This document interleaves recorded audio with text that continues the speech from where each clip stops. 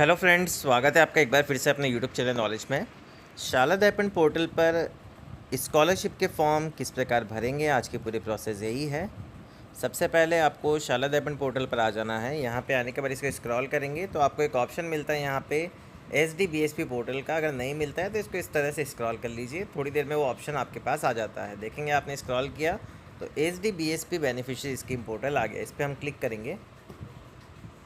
जैसे इस पर क्लिक करेंगे थोड़ी ही देर में हमारे पास इसका मेन इंटरफेस ओपन हो जाएगा। आपको जो शाला दर्पण फॉर्म ऑनलाइन करने से पहले जो भी कार्य किए जाने हैं उसका वीडियो मैंने अलग से बनाया हुआ है, वो आप जाके देख सकते हैं। एक बात और बता दूं, इस पोर्टल पर आपको लॉगिन करने से पहले आपकी इंचार्ज मैपिंग होना ज़रूरी है। तो मेन शाला दर्पण पोर्टल पर प्री एंड पोस्ट मैट्रिक के लिए आप पहले इंचार्ज मैपिंग करें, फिर उसी के आईडी पासवर्ड से ये पोर्टल ओपन होगा। तो SDBSP पोर्टल पर ऊपर ऑप्शन दिया गया है स्कूल ऑफिस लॉगिन का, इस पर क्लिक करेंगे।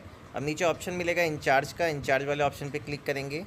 इस पर क्लिक करने के बाद सबसे पहले आपको जिसको भी इंचार्ज बनाया उसकी स्टाफ आईडी डालनी पड़ेगी। यूज़र नेम यहाँ विद्यालय का आएगा।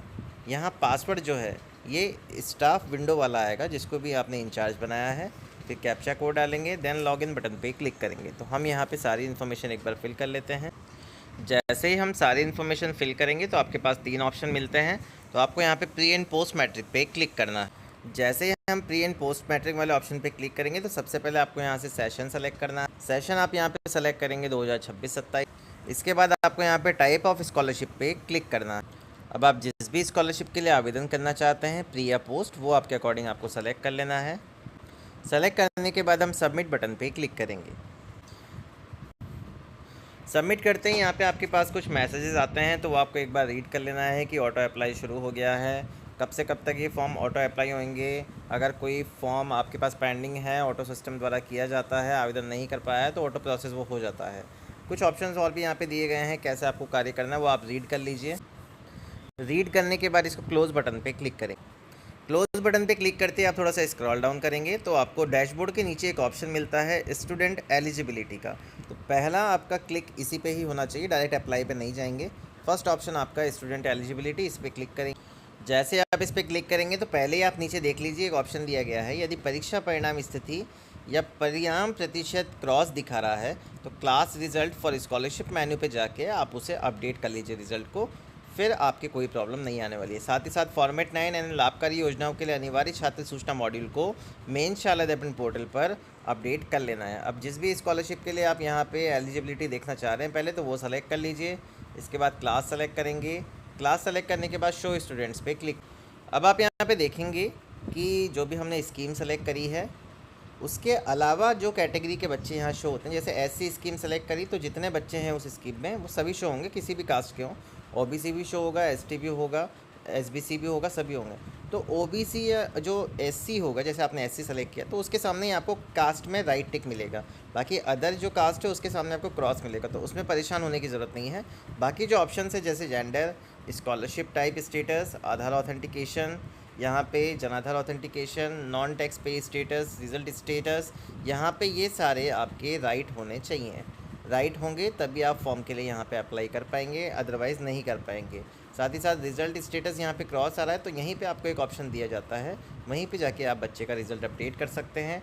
अपडेट करने के बाद उस बच्चे का फॉर्म ईजिली अप्लाई यहाँ से कर सकते हैं।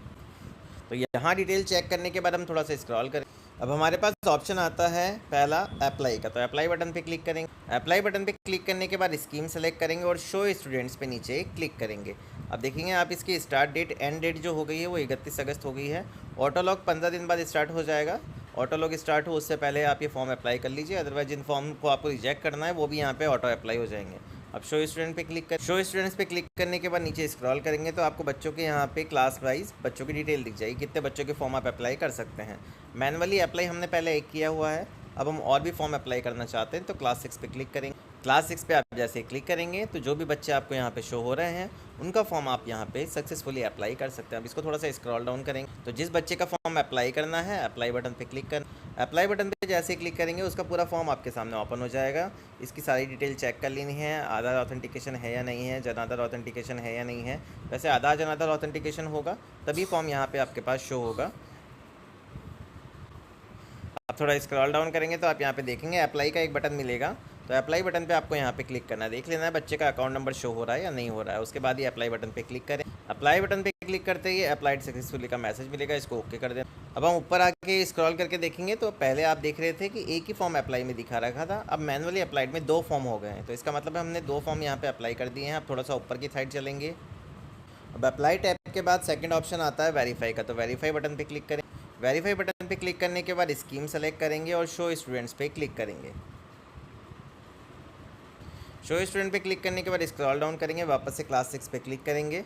अब वापस से स्क्रॉल डाउन कर तो जिस बच्चे का फॉर्म हमने अप्लाई किया उसकी डेट आ जाएगी, उसके सामने चेकबॉक्स पे क्लिक करना है और वेरीफाई स्टूडेंट पे क्लिक।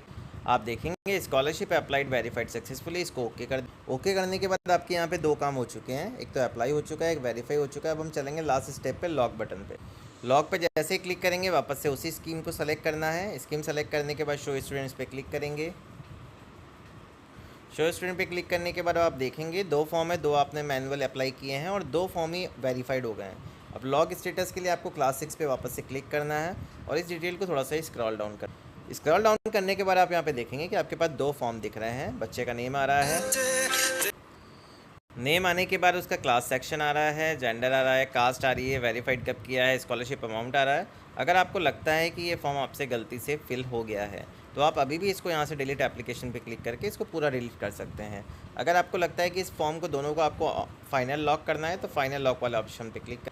इसके बाद select mobile number, mobile number का यहाँ से हमें सिलेक्शन करना है, तो सेलेक्ट बटन पे क्लिक करें। तो जो प्रिंसिपल है या इंचार्ज है दोनों का मोबाइल नंबर पे आप यहाँ पे इस OTP को सेंड कर सकते हैं। अगर आपके पास दोनों ऑप्शन प्रोवाइडेड हैं तो आपको चेकबॉक्स पे क्लिक करना। चेकबॉक्स पे क्लिक करने के बाद हाँ बटन पे क्लिक करेंगे तो आपके जो भी इंचार्ज हैं उनके पास OTP जाएगा, OTP को सबमिट कर दीजिए, फॉर्म सक्सेसफुली यहाँ पे लॉक हो जाएगा।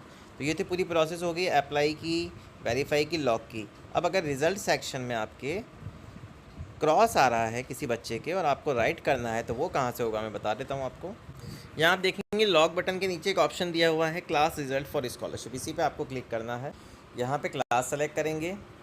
क्लास सेलेक्ट करने के बाद शो स्टूडेंट्स पे क्लिक करेंगे, इसको स्क्रॉल करेंगे तो सारे बच्चों की डिटेल आपके सामने यहाँ पे ओपन हो जाएगी। आप जिस भी क्लास के बच्चे का आपको रिजल्ट अपडेट करना है तो यहाँ पे सबसे पहले टोटल मार्क्स डालेंगे। टोटल मार्क डालने के बाद ऑब्टेन कितने किए वो डालेंगे, कौन सी ग्रेड मिली है उसको वो डालेंगे। एग्ज़ाम रिजल्ट क्या है, पास रहा है, पास विद ग्रेस है, बहुत सारे ऑप्शन यहाँ पे दिए गए हैं, प्रमोटेड है, फेल है, एब्सेंट है, वो आप यहाँ पे सेलेक्ट कर सकते हैं। सेलेक्ट करने के बाद सेव कर देंगे तो यहाँ पे आपका जो रिज़ल्ट है बच्चे का सेव हो जाएगा। और वापस से जब आप स्टूडेंट एलिजिबिलिटी वाले मॉड्यूल में जाएंगे, टैब में जाएंगे तो वहाँ पे आपको अब उसके सामने राइट का साइन मिलेगा। तो ये पूरी प्रोसेस है कि आपको स्कॉलरशिप के फॉर्म किस प्रकार ऑनलाइन करने हैं। अगर आपको किसी प्रकार की कोई प्रॉब्लम आती है तो आप कमेंट सेक्शन में मुझे बता सकते हैं। अगर आपको वीडियो पसंद आया हो तो प्लीज़ चैनल को सबसे पहले सब्सक्राइब करें, वीडियो को लाइक और शेयर करना ना भूलें। Thank you.